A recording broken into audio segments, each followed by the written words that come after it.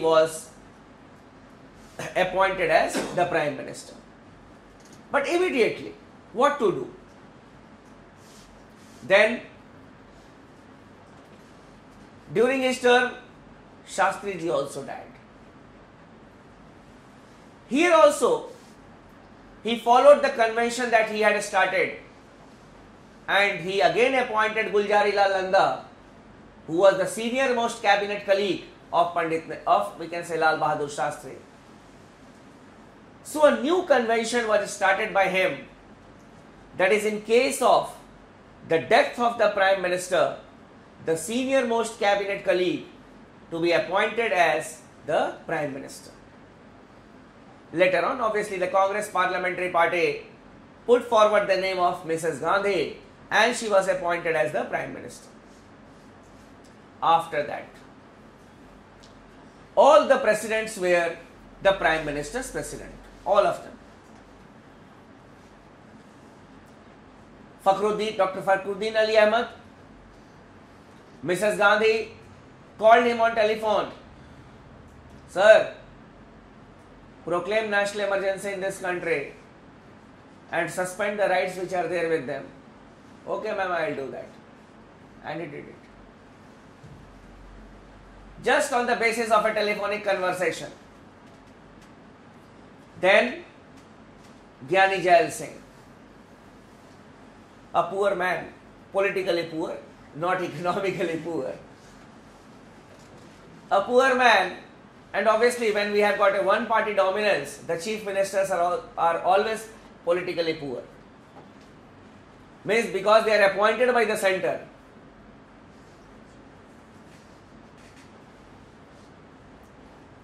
Gyani ji was enjoying a life of idyllic happiness in the state of Punjab as chief minister. He got a telephone call from the Prime Minister's office that the Prime Minister wishes to talk to you. He got panicked. What happened? Because during the regime of one-party dominance, the CMs were at the mercy of the PMs.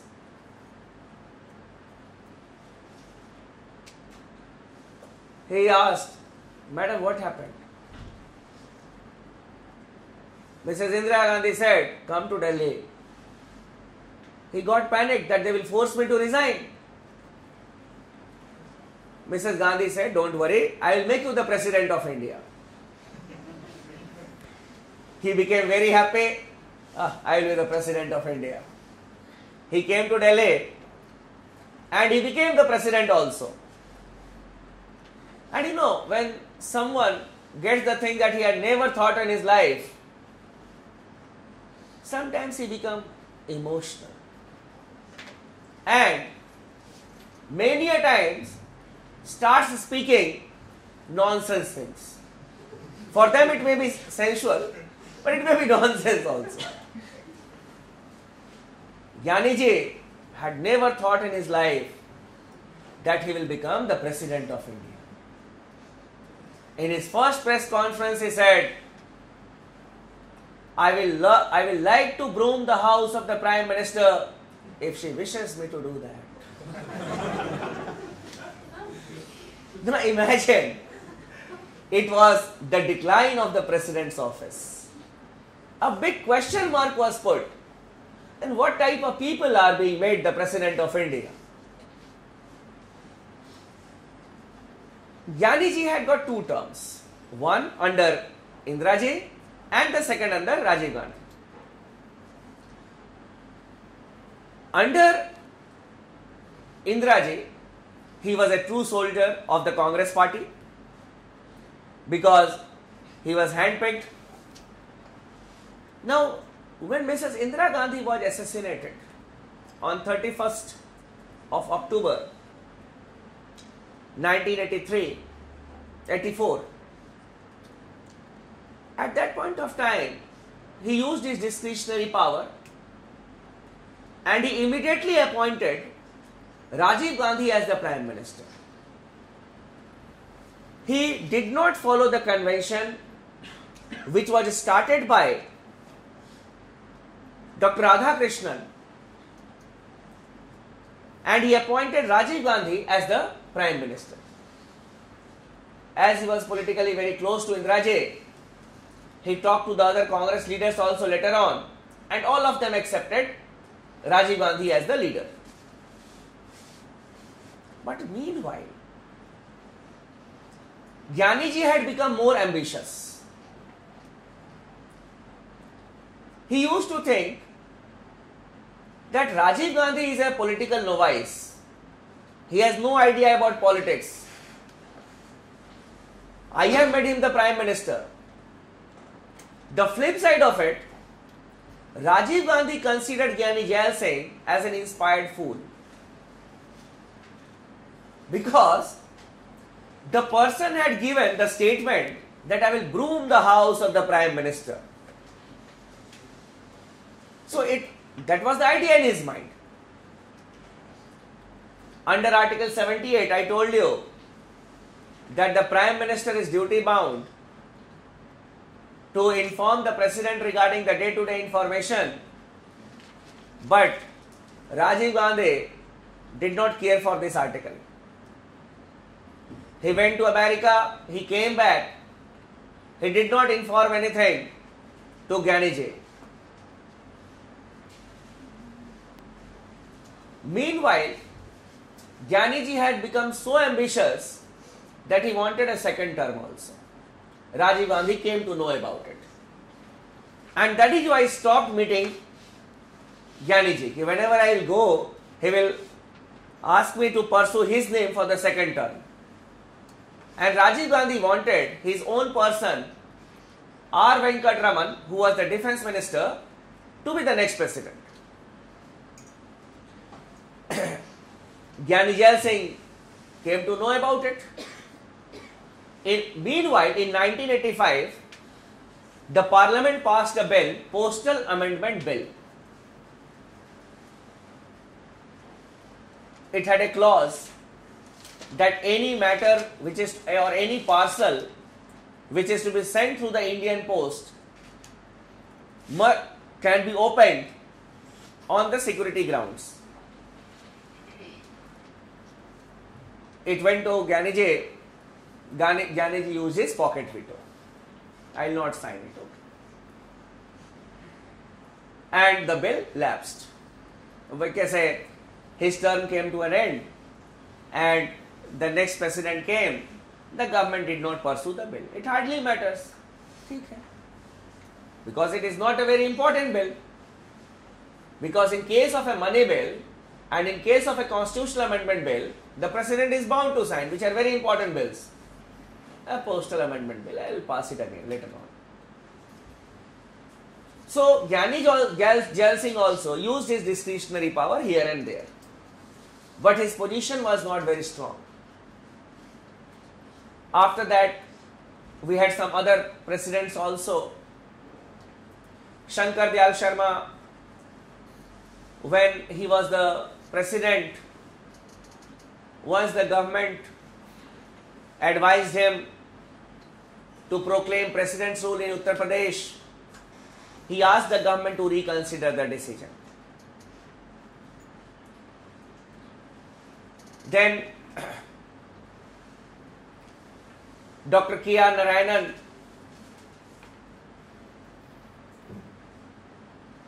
he deviated from the official version of the government in 2000.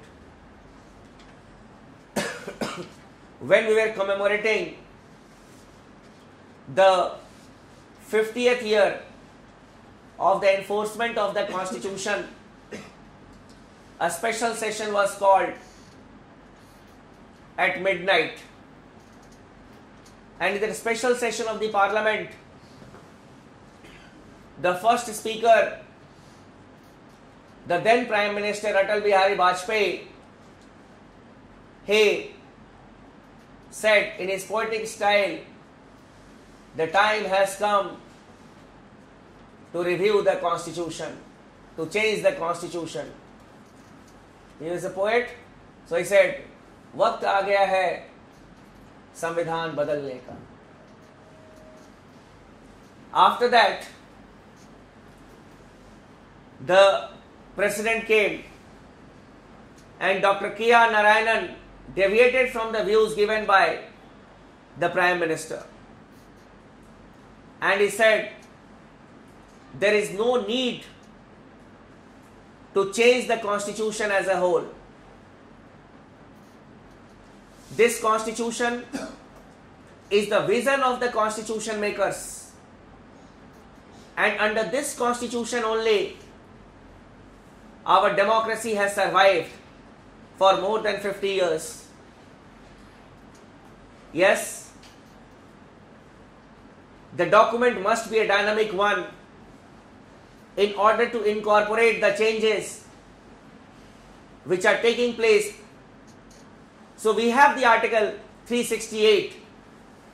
You can make changes in the constitution according to the changing times and circumstances. And this parliament has amended the constitution more than 80 times at that point of time. More than 80 times. It clearly means that it is a dynamic document, it is not a static document. So the president openly taking a different viewpoint from the government. When Dr. Abdul Kalam became the President of India, there was an apprehension in the minds of the politicians, or that okay, he knows nothing, he is from a technical background, and they were very happy that he will not disturb the working of the government. He will not poke his nose because he knows nothing. The year was 2002. In May, the Supreme Court had given a judgment that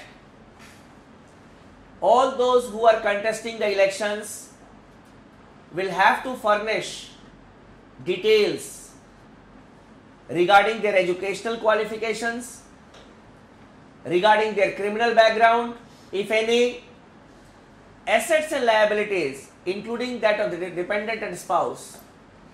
It was a Supreme Court ruling because of a PIL filed by People's Union of Democratic Right for Democratic Rights. Now, when the judgment of the Supreme Court came, obviously it was binding on the government. The NDA government was there in power, led by Vajpayee ji. Now the government thought of promulgating an ordinance. The copy of the ordinance was sent to the President. The President consulted the legal people,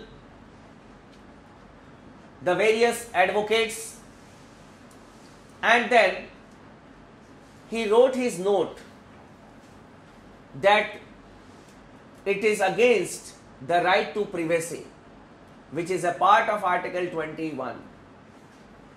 That is right to life and personal liberty. Why a person will disclose about himself? He sent the ordinance back for the reconsideration of the government. Because you see, the 44th Amendment Act has empowered the President to send back the advice for the reconsideration of the President only for once. The Vajpayee government did not pursue the matter further. So, he sent the ordinance for reconsideration. That was the first instance. Secondly, after the Gujarat riots, he wanted to go to Gujarat. Vajpayee ji advised him not to go there. But he went to Gujarat, he stayed there for a few days and then he came back. That is why you see, that in the last presidential election, the BJP was not in mood of having Dr. Kalam as its candidate. It was in no mood, because he had used his discretionary powers here and there.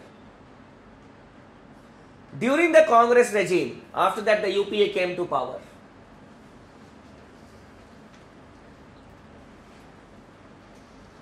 during the UPA government, the office of prophet concept, it became controversial. The MPs under the constitution cannot hold any other office of prophet. In the rule book it is written that MPs can hold these offices. They can be the ministers, they can be the chairman of these bodies, and they can hold the offices which are written in the law books or the rule books. The first casualty regarding it was Jaya Bachchan. She was holding an office of prophet under the UP government, which was not mentioned in the rule book, that the MP can hold this office, and that office was not mentioned. She was disqualified. Then complaints started coming regarding the various Congress leaders and the leaders of the left political parties. At that point of time, the left was supporting the Congress, and the left was in majority in West Bengal also. Many of the MPs of the left political parties, they were holding offices in West Bengal which was not mentioned here. The major complaint was against Sonia Gandhi. She was the chairman of National Advisory Council. That office was not mentioned here. That office was not mentioned here. That not to be considered office of prophet. As soon as the complaint came against Mrs. Sonia Gandhi resigned. Sonia Gandhi immediately resigned. But what about the others? If all will resign, what will happen to the government? Because many of the left MPs who were supporting the Congress were holding such offices. Now the government got panicked. What to do now? Then it prepared a list of all the posts which were being held by its own party men and the supporting parties, the leaders of the supporting parties, and all were included here in the list, including chairman of NAC. And that bill was passed hastily in the parliament, known as Office of Prophet Bill. After the bill was passed, it went to the president. The president consulted the legal experts, and then he highlighted certain aspects. You see, because in a hurry, lot of blunders were made in the act. For example, the left political parties were asked, hey, which post you are holding, your MPs are holding? Okay. Director of Fisheries in West Bengal. It was written here, Director of Fisheries in West Bengal. Dr. Abdul Kalam highlighted it and said, why Director of Fisheries in West Bengal will not be considered as Office of Prophet, but why it will be an Office of Prophet in the other states? Those people may have just written Director of Fisheries under all the state governments. So such type of, we can say, aspects were highlighted, and the bill was sent back for reconsideration. He used his suspensive veto.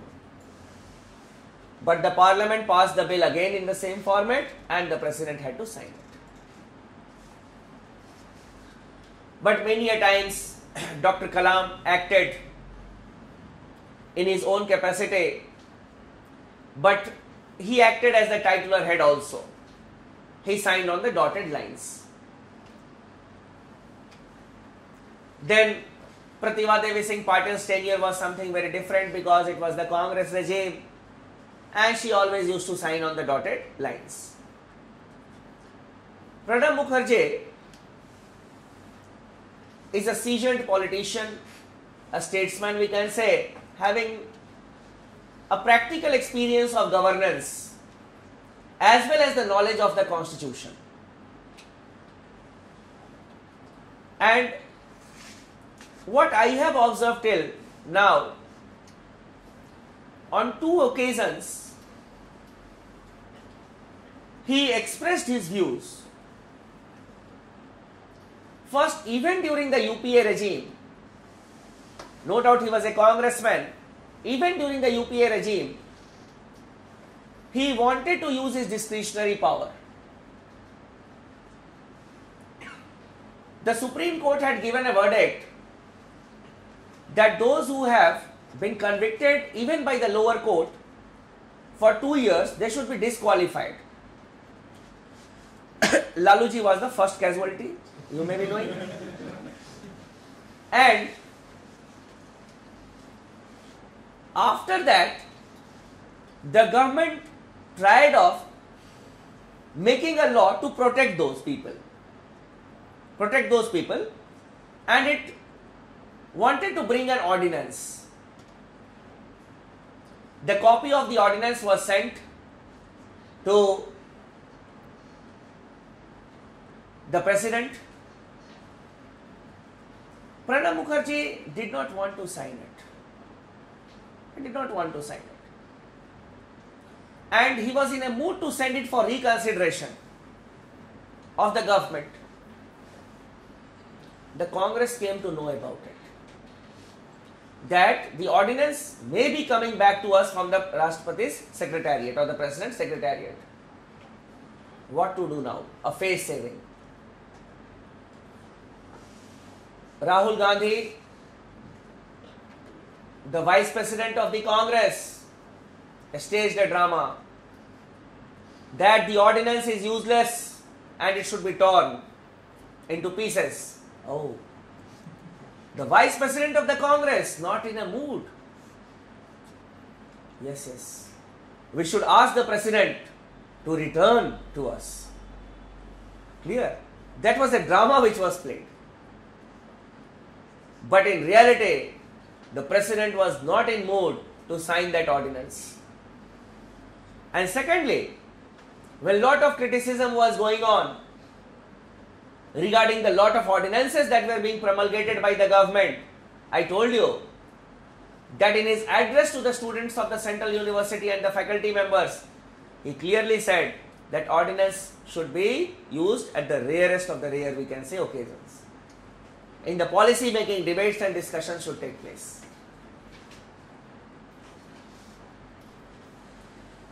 So basically what we can say that it all depends on the personality of the President. If he wishes, within the limits of the Constitution, he can be a friend, philosopher and guide of the government. Within the limits of the Constitution. If he wishes, he can be a titular head, he can be a rubber stamp. Clear? These were the things that we needed to discuss under the President of India. Another official who is next in protocol to the President is the Vice President.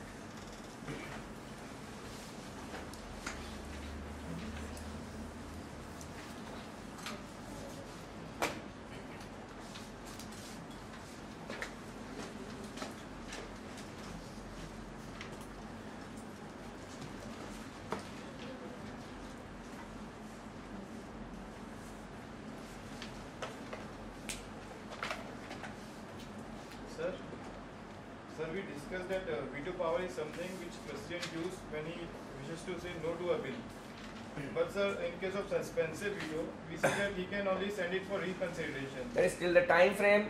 I am saying no to it, you consider it, then I will say yes to it. That means what? He can at maximum delay the bill, but cannot deny the bill. Basically, we are living in a parliamentary form of government, so we cannot say that the president can say no to it. Clear? These are the political ways of saying no.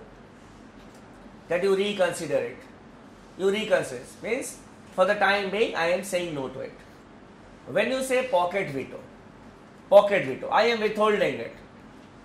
Because if you say no, I will not sign it, in a parliamentary form of government, he is the titular head. But if we talk about a pocket veto, generally, I gave you illustration also, the pocket veto can become an absolute veto also. He may not sign it. So without saying no, he can use his no. Without saying no. So that is why I am saying pocket veto is the original veto, sir. But suspensive veto, like in case of Abdul Kalam, he wanted to withhold that. Dr. Abdul Kalam. Dr. It's Abdul not Kalam. your servant. Huh? Sorry, sir. I mean, Yes. so in case of Dr. Kalam, in case of the fishery bill, he pointed out some mistake and he wanted to, It all depends. That is what they call. None of the presidents, they will want confrontation with the parliament. Clear? None of them, they want confrontation with the parliament. That is why a better idea, that you are the representatives of the people. You have been elected by the people. People have given you the mandate to rule. So you please reconsider it, and then I will consider it. That is a better way of working in working in harmony with the people, or we can say the parliament. Because it is not that the president or the parliament is always doing wrong or it does wrong. The parliament consists of our representatives. And in a parliamentary form of government, the head of the government is from the parliament. And he is an elected person. That respect has to be given to the parliament because our representatives are there. So when it is a very useless law, then only you may say no, if you want any confrontation with the, we can say parliament. But any rational thinking, we can say, or person or the president will never enter into a confrontation with the parliament.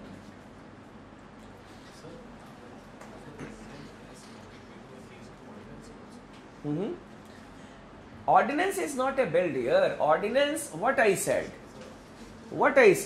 that the president, the government gives you an advice that this is the ordinance, you promulgate it, you sign it.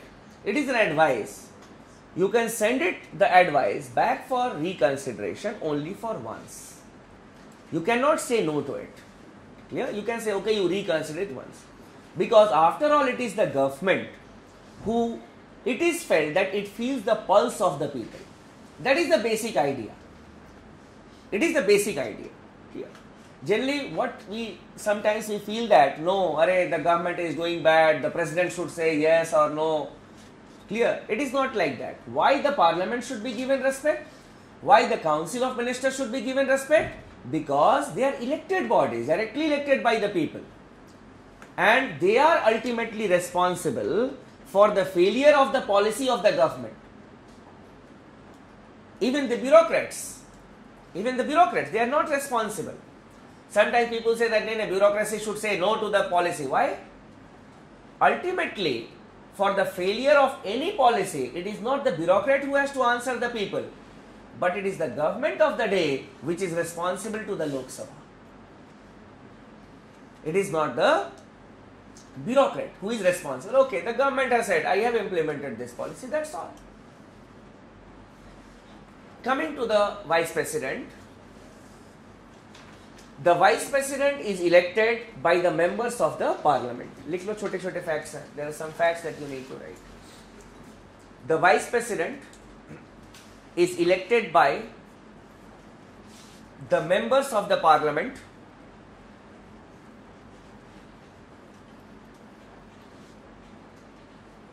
in bracket you may write both elected as well as nominated.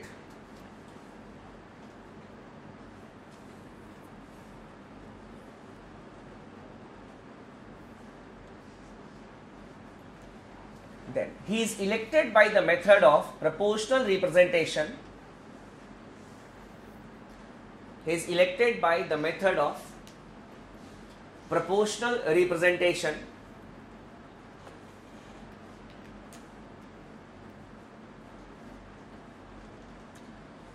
with single transferable vote system. With single transferable vote system.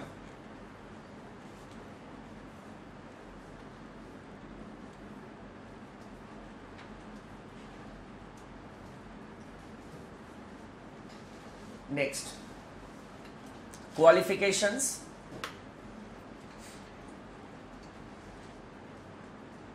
Citizen of India